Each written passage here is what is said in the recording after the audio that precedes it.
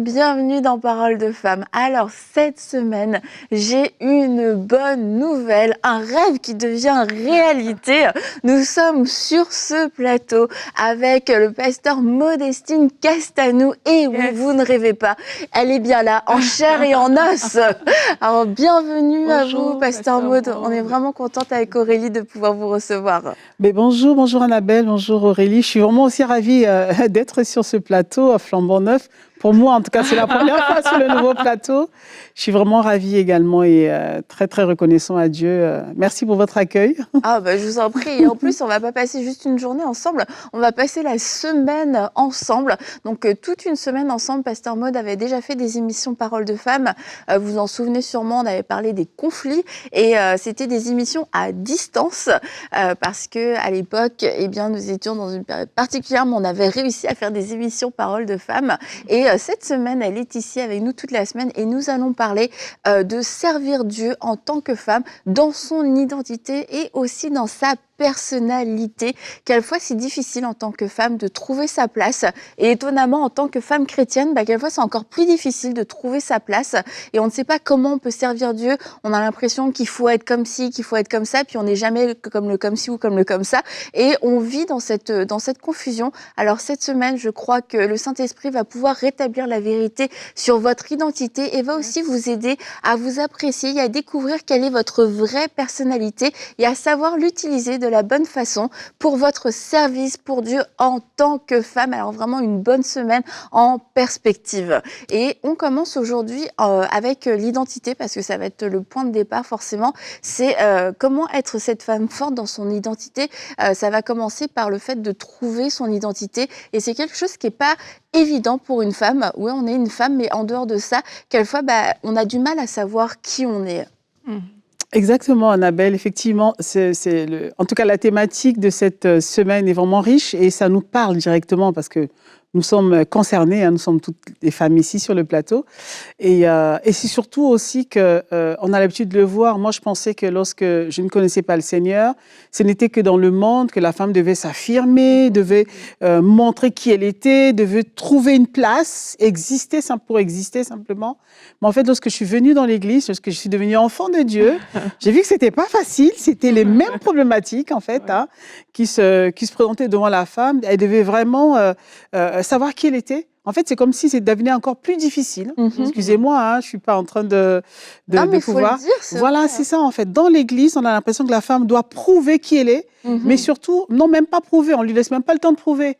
Elle doit se taire et attendre qu'on lui dise ce qu'elle doit faire ou bien ce à quoi elle a été appelée.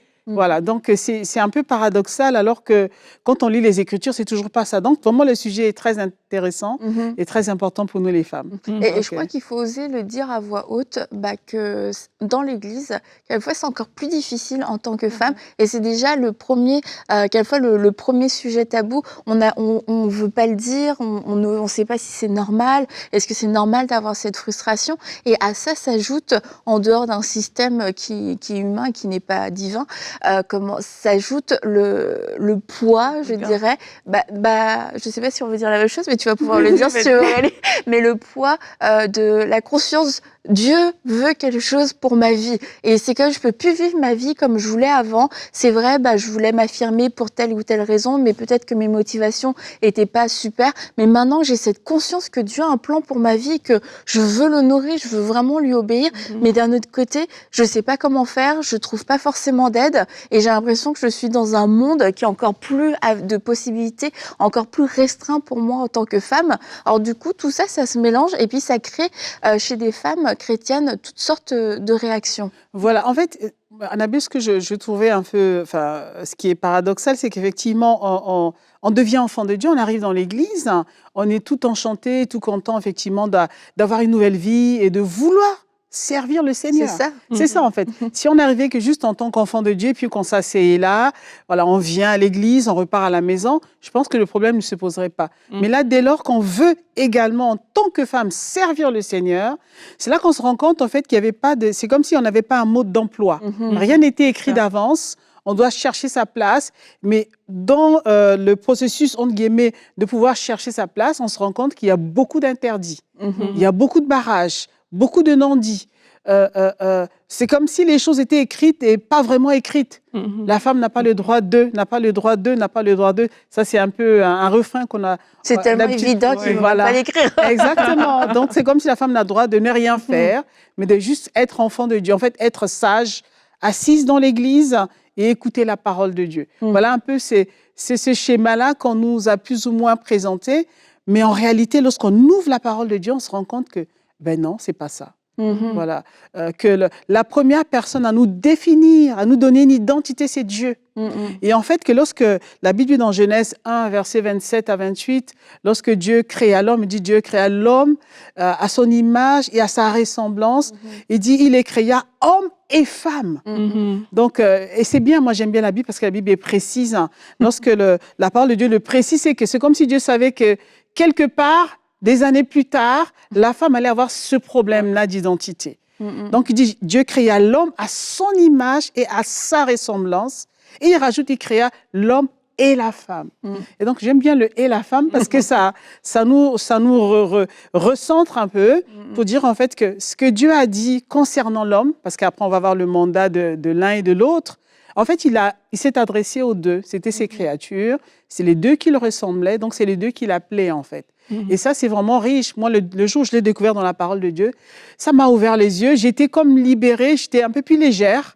Voilà, je ne culpabilisais pas parce que franchement, lorsque je me suis convertie, j'ai passé mon temps à chercher ma place dans l'Église.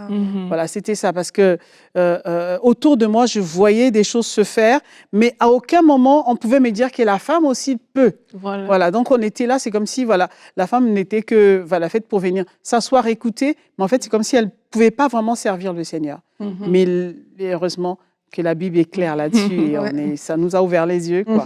Donc, c'est bien de parler de ça aujourd'hui. Je vois que tu es d'accord avec moi. Oui, absolument d'accord. En fait, quand on arrive à l'église, il y a ce côté justement où on a beaucoup d'a priori, on vient avec les a priori. Il y a aussi le côté où on regarde aux autres. Et lorsqu'on regarde aux autres, parfois on ne se retrouve pas forcément. Il faut savoir qu'on vient d'un background où il y avait plein de choses qui étaient permises. Et là, on se retrouve quand même dans quelque part de façon un peu restreinte. C'est pour ça qu'il faut chercher à savoir qui on est. Et ça, bien entendu, ça doit s'enseigner dans les églises de plus en plus. Mais comme Pasteur Maud le disait, ça se fait aussi en découvrant la parole de Dieu. Moi, je sais que moi-même, au début, quand tu ne sais pas, tu regardes à côté de toi et puis tu vois comment les autres femmes, elles se comportent. Donc, si ces femmes-là, elles sont juste assises, elles ne font rien, mais toi, tu ne vas rien faire. C'est comme il y a une ligne directrice qui est là, invisible. On n'en parle pas forcément, mais qui est quand même réelle. Mais moi, ce que j'aimerais apporter aujourd'hui, c'est de dire à toutes les femmes qui nous regardent, vous êtes ici avec nous, c'est de dire que en fait notre identité vient vraiment de cette rencontre qu'on a avec le Seigneur Jésus. Pasteur Maud disait tout à l'heure que mais quand elle ouvre la Bible, elle voit que la femme aussi peut faire des choses. C'est ça qui change tout. Et au lieu d'attendre qu'on nous dise au final qui on est, mais c'est à nous quelque part aussi d'aller le chercher parce que les gens vont nous définir en fonction de leurs intérêts parfois. Si j'ai intérêt à ce que tu sois calme, je vais te dire oui, une femme doit rester calme, elle doit être posée. Si j'ai intérêt à ce que tu sois moins calme, parfois c'est ce qui va se passer. Donc c'est à nous d'aller dans la parole de Dieu et de nous dire Seigneur, mais montre-moi qui je suis. Tu m'as créé à ton image, mais qui je suis vraiment. Et lorsqu'on fait cet exercice-là, en tout cas, ça change. Il y a des cas des personnes qui pensaient être certaines personnes dans la Bible. Je pense à Paul, je pense à Moïse. Mais quand ils ont rencontré Dieu, ils ont découvert leur vraie identité.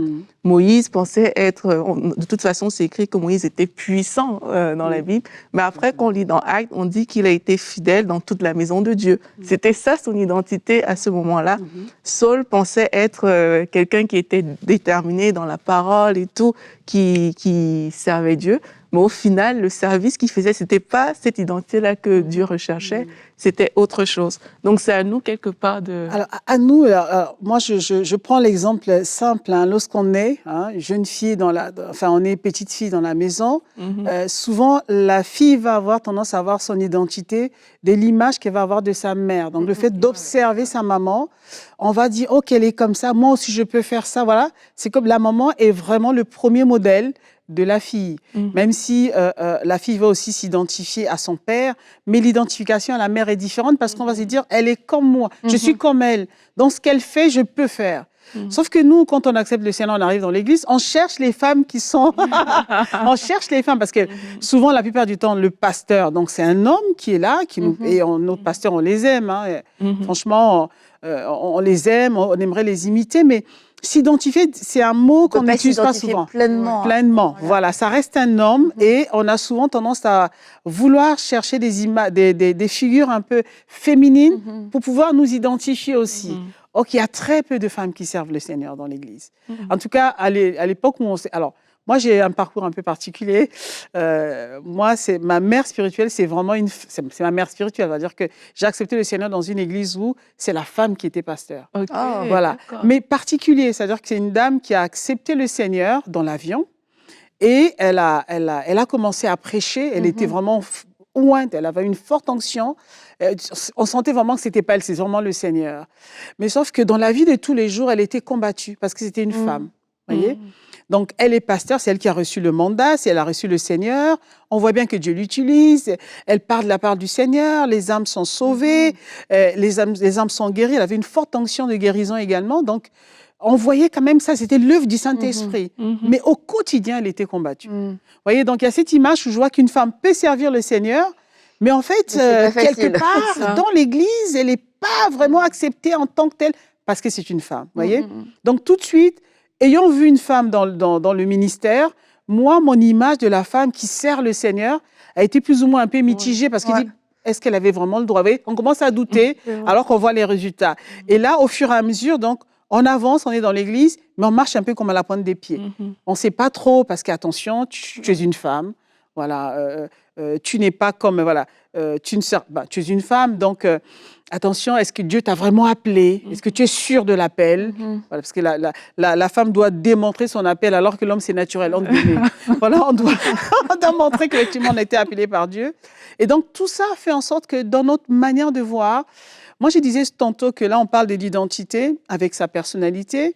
Je disais tantôt, en fait, que le challenge de nous, que ce soit femmes ou hommes, hein, des êtres humains, c'est comment on forge notre caractère. En fait, le caractère va être la combinaison de la personnalité que Dieu nous donne et de notre éducation, de comment on a vécu dans un environnement. C'est ça qui va forger notre caractère. Or, la personnalité est vraiment innée, c'est Dieu qui nous donne. C'est Dieu qui nous fait un don. Moi, si je me définis, si je donne ma personnalité, je suis née comme ça. C'est Dieu qui m'a donné une personnalité. Et moi, je pense que tout ce que Dieu donne est une bénédiction. Donc, en me donnant la personnalité que j'ai, je ne vais pas la décrire parce que tout le monde va dire... J'attendais, je veux dire... Ça nous intéresse. Est-ce que vous voulez que je donne ma personnalité? Oui. Je demande du coup aux téléspectateurs. Ils ont tous dit oui, je les entends. Voilà. Alors, moi, j'ai une personnalité, alors paradoxalement, j'ai une personnalité quand même introvertie. Alors, donc, dans le tableau des personnalités, c'est vrai qu'il y a deux grands axes, mais en fait, il y a 4 types de personnalités dominantes. Et moi, je suis plutôt une personne, ce qu'on appelle une introvertie, mais une consciencieuse. Voilà. Donc, j'aime bien faire les choses méticuleusement. Quand je fais quelque chose, j'aime que ça soit parfait, bien fait. Mais en même temps, je ne suis pas le genre à aller vers les gens naturellement. C'est mon éducation, beaucoup travaillé par le mari que j'ai, au quotidien, qui m'a bousculé, qui m'a du coup... j'ai reçu donc une éducation où il fallait que j'aille vers les gens. Et donc, j'ai un peu rajouté le côté extraverti dans ma personnalité. En fait, c'est ça qui fait mon caractère. Dans mon caractère, je vais parler naturellement avec d'autres personnes. Je vais aller, je vais vouloir aussi, je vais prendre un micro. Je n'aurai pas peur, entre guillemets, mais naturellement, j'aurais eu peur. Parce que dans ma personnalité, je suis plutôt du style réservé. Voilà. Donc, c'est un peu, je mélange un peu les deux. Voilà, exactement. Voilà. C'est ça. Donc, en mettant l'ensemble, donc quelque part, selon l'environnement où on a été, on sent qu'on a été un peu coloré, entre guillemets, par notre environnement. Donc, c'est cette partie éducation qui est venue parce qu'on a vécu dans tel environnement, on a entendu telle chose, et est venue un peu rajouter Et du coup, le caractère qu'on manifeste au quotidien va venir de tout ça, de cet ensemble. Mhm. Et lorsque le caractère, bon, on va parler de tout ça, un caractère fort et tout, mais n'empêche que la personnalité peut être noyée parce que l'éducation a pris le C'est dessus. ça. Oui. Et on n'est plus ce que Dieu avait demandé qu'on soit, mais on est un peu mélangé, on est un peu le fruit un peu de notre éducation aussi. Voilà. Donc ça, c'est en ce moment-là que le caractère ressort. Et alors, quand on a pris les bonnes choses, gloire à Dieu, mais lorsqu'on a vécu dans un environnement où la femme n'était pas valorisée, la femme n'a pas le droit notamment certains enseignements bibliques, elle n'a pas le droit de prêcher, elle n'a pas le droit d'exhorter, elle n'a pas le droit de tenir le micro, forcément, notre manière de vouloir servir le Seigneur va prendre un coup. On n'osera pas, ou bien il faut se tenir politiquement correct. Il faut s'auto-censurer, voyez, parce que, attention, normalement, tu n'as pas le droit, mais là, on te donne un peu l'autorisation, donc vas-y doucement, vas-y mollo. Voyez. On n'est plus avec le zèle que le Seigneur peut nous donner, servir le Seigneur librement avec la personnalité qu'il nous avait donnée. Donc, on a pas mal de challenges, quand même, je trouve. Et c'est pour ça que c'est important de revenir à la source et de revenir à la base, parce que lorsque on a été défini par notre environnement, que ce soit des parents, des mentors, des autorités, ou même toute une culture, ça peut être vraiment une culture d'un pays, mais ça peut être une culture d'église aussi. Ouais. En fait, il y a tout ce regard, cette approbation, cette peur du rejet, parce que je veux dire, même si on souffre pas de rejet, personne n'a envie d'être rejeté, personne n'a envie d'être mis à la porte de son église ou d'être renié par ses propres parents. On n'a pas envie de vivre cette chose-là. Et pourtant, on se sent en décalage avec qui on nous dit qu'on est et qui on est vraiment à l'intérieur. Et on a beau faire taire, et il y a des personnes, des femmes qui ont réussi, malheureusement, je dirais, à passer toute une vie en étouffant qui elles étaient réellement, et parce que elles n'ont pas trouvé d'autres moyens, personne leur a dit que ça pouvait être différent. Et mais quelquefois, puis on arrive dans une ère aussi où il y a quand même plus de liberté, quelquefois à l'excès, mais bon, quand même. Et de voir ce décalage entre on me dit que je suis ça, on me dit de faire ça, on me dit qu'on attend ça de moi, que c'est ça mon futur, mais moi je sens que c'est pas ça. Mais quand on sait que c'est pas juste un sentiment, que c'est pas de la rébellion, que c'est pas de la frustration, mais c'est parce que j'ai compris, mais en fait c'est Dieu qui m'a créé comme ça, c'est Dieu qui m'a faite de cette façon-là, et comme vous le disiez, c'est un don, ça peut pas venir me nuire, ça peut pas me rendre ma vie misérable, c'est pas possible, il doit se passer quelque chose, et du coup on va commencer à changer un peu de perspective en se disant, mais Seigneur, moi je veux être la personne que tu as créée, alors amène-moi là où tu veux. Et du coup, on va peut-être aussi plus hardi dans nos prières. On va entrevoir le futur d'une façon différente, parce qu'il y a fois, on va être très limité. On se dit, c'est ici que je vais devoir m'épanouir. Et du coup, tout est conditionnel à mon entourage, tout est conditionnel à mon environnement. Mais d'un seul coup, c'est comme, non, Seigneur, c'est toi qui as parlé. Donc, ça nous donne de la force déjà. Et puis, de lui dire, écoute, je sais pas où, je sais pas comment, je sais pas quand, je sais pas avec qui, mais est-ce que tu peux le faire? Et d'un seul coup, ça va offrir beaucoup plus de perspectives, et ça va éviter soit de s'éteindre, soit de devenir des femmes dures et des femmes amères. Et puis, on n'a aucune réjouissance de voir une autre femme être heureuse, être épanouie, parce que ça nous ramène à notre propre échec d'épanouissement. Ouais, mais quelquefois, Annabelle, c'est parce que justement, on a refusé le combat. Pasteur Maud disait tout à l'heure qu'en parlant de sa mère spirituelle, mais elle a été combattue quelque part. Et quand on veut pas accepter ce combat-là, mais on se taise. Sauf que quand tu te taises, du coup, c'est comme si tu as un conflit de personnalité. Les choses ne se passent pas bien à l'intérieur de toi. Et je crois que c'est aujourd'hui aussi pour toutes les femmes qui nous écoutent de se dire, moi, je veux remporter ce combat-là, parce qu'au final, si je suis sur la terre, mais c'est parce que Dieu, il a un appel pour moi. C'est parce qu'il m'a créé. C'est parce qu'il veut me voir accomplir des choses. Et oui, peut-être qu'il y a des personnes qui ne seront pas d'accord par rapport à ces choses-là. Peut-être qu'on va me dire que j'ai pas le droit de faire ci, j'ai pas le droit de faire ça. Mais c'est important on regarde à Dieu au final et qu'on se dise, Seigneur, c'est peut-être difficile de m'affirmer, c'est difficile, d'aller à contre-courant de ce que j'ai l'habitude de voir, mais je choisis aujourd'hui d'ouvrir mon cœur, de faire ce petit pas parfois, parce que parfois c'est juste se lever, parler, faire quelque chose Juste qu'on aurait se lever et parler. Ça peut être dur pour une femme. Ça, c'est un petit pas pour Aurélie. Qui s'éteignait à petit feu. Et c'est vraiment un sujet intéressant parce que on peut parler aux femmes, parce que nous sommes des femmes, on peut parler. Chacune de nous a un vécu. Et quand tu dis que c'est un combat, mais en fait, pour mener à bien ce combat, pour bien se positionner, en fait, il faut d'abord connaître son identité. En fait, c'est vraiment important. Quand on ne sait pas, quelqu'un disait, si tu ne sais pas qui tu es, quelqu'un d'autre te dira ce que tu n'es pas et tu l'accepteras. En fait, il y a beaucoup de gens, beaucoup de femmes qui ont vécu une vie par procuration. On leur a dit, tu dois faire ça en tant que femme, tu dois être à l'école du dimanche, tu dois t'occuper des enfants, alors que Dieu les avait appelées comme des grandes prédicatrices, en fait. Mais parce qu'elles ne savaient pas qui elles étaient, parce qu'elles ont accepté l'évangile qui dit que la femme n'a pas le droit de prêcher, donc du coup, elles se sont contentées de prendre ce qu'on leur a donné comme responsabilité ou de se mettre là où on les a, entre guillemets, placées, alors que Dieu les attendait ailleurs. Donc, c'est vraiment important d'avoir un peu moi, je dis que la parole de Dieu libère, elle est claire, elle donne de l'intelligence, de la sagesse. Et c'est important de revenir à la parole. La parole de Genèse, moi, j'aime beaucoup le livre de la Genèse parce que c'est le livre du commencement, le livre dans lequel Dieu va donner même l'essence même de la fonction, à quoi l'homme a été appelé. Donc, en disant que Dieu créa l'homme et la femme, il les créa à son image. Moi, je dois me voir à l'image de Dieu. Ça veut dire quoi être à l'image de Dieu? Ça veut dire que ce que Dieu fait, moi, je peux le faire. Ce que Dieu est, je le suis aussi. Ça va jusque-là. Et Dieu créa l'homme et la femme. Il les créa. Et ensuite, il va leur donner un mandat aux deux. Le mandat, on le connaît. Hein. Il va dire, Dieu les dit, multipliez-vous. Donc, la femme doit être productive. Assujettissez la terre, dominez. C'est-à-dire que le mandat de la domination, la femme aussi l'a reçu.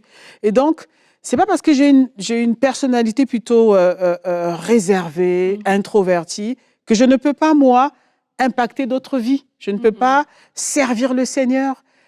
Avec ce qu'il m'a donné, c'est comme ça qu'il veut que je serve le Seigneur. Donc, je dois m'affirmer et le servir avec tout ce qu'il a mis au-dedans de moi. Avec ma personnalité, avec la connaissance de la parole, avec l'onction qu'il m'a mise. Dieu ne laisse aucun homme comme ça vide. Lorsqu'on le sert, on vient au Seigneur, le Seigneur nous équipe. Il ne faut pas croire, parce que d'autres personnes pensent que la seule onction, c'est faire tomber les gens ou bien guérir les malades. Non, non, non. Le simple fait de parler à une personne et que cette personne nous écoute, c'est une onction que Dieu nous a donnée. Hein. C'est une vie, la personne qui est en face de nous, c'est une vie qu'on peut comme ça aider à montrer le chemin ou faire en sorte que cette personne rencontre le Seigneur. Donc, en fait, moi, je peux dire aussi aux femmes qui nous écoutent aujourd'hui de ne pas baisser les bras, mais d'accepter effectivement de payer le prix, quel que soit le regard des autres. Moi aussi, ma vie doit compter. Moi aussi, j'ai des choses à faire dans la maison de Dieu. Le Seigneur m'a aussi appelé. En fait, le Seigneur a appelé tous les hommes et les femmes. Et les femmes. On aurait pu appeler et la femme. Et faut oser poser cette question, même quand on est à l'âge adulte. Qui suis-je? C'est pas une question philosophique comme on veut nous le faire croire. C'est une question de base. Qui suis-je? Mais ça dépend où on la pose, à qui on la pose. Mais si on la pose à Dieu, notre Créateur, notre Père, il va se faire un plaisir de répondre. Qui suis-je? Et c'est le genre de questions, on se dit, c'est une question pour les enfants. Mais quelquefois, on n'a pas eu un parcours où, en tant qu'enfant, on a eu le luxe de se la poser. Il n'y avait pas d'espace pour pouvoir y répondre.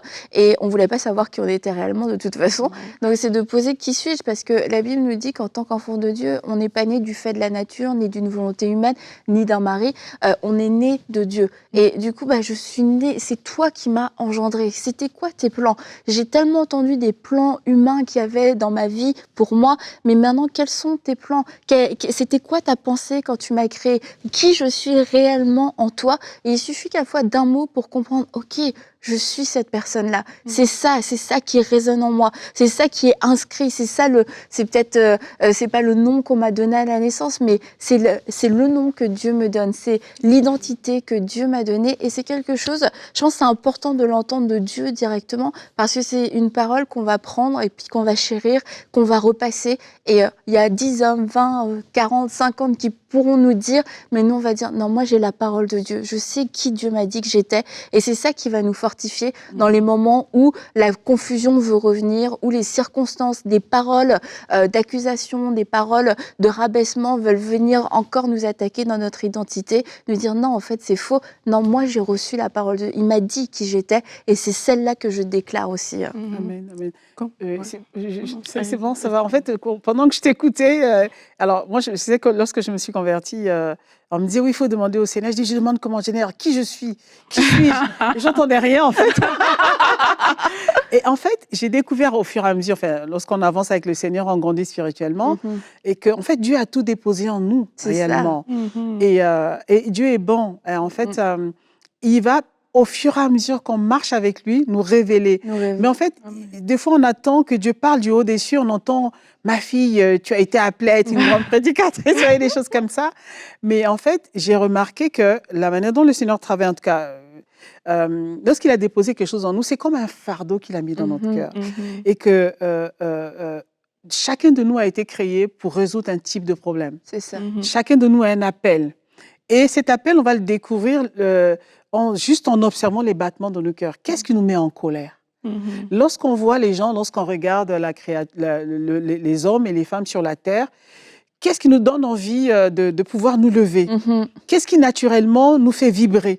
Ça nous montre un peu à quoi on a été appelé. Quel est le fardeau que Dieu a déposé dans nos cœurs. Et c'est comme ça que moi j'ai découvert, en fait, j'aime pas la médiocrité. Alors c'est pas... J'aime bien les choses qui sont bien faites et j'aime voir la femme épanouie. Et c'est là que j'ai dit, oh Seigneur, donc tu m'as appelé à aller vers les femmes. C'est pour ça que moi, naturellement, j'aime encourager les femmes.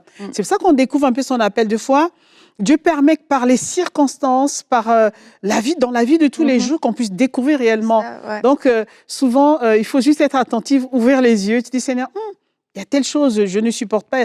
Ça veut dire que j'ai été appelée à résoudre ce problème. Voilà. Donc, moi, si ma contribution, ce serait également de mettre ma main, voilà, de contribuer au changement de telle situation. Voilà. Juste pour faire court, je ne sais pas si j'ai... C'est aussi, mais c'est pour éviter les excès, hein, parce qu'on parle d'identité et au niveau des... Quelquefois, ce qu'on peut voir dans la société actuelle, on a parlé dans l'émission du fait que beaucoup de personnes arrivent à l'église et elles se sentent coincées.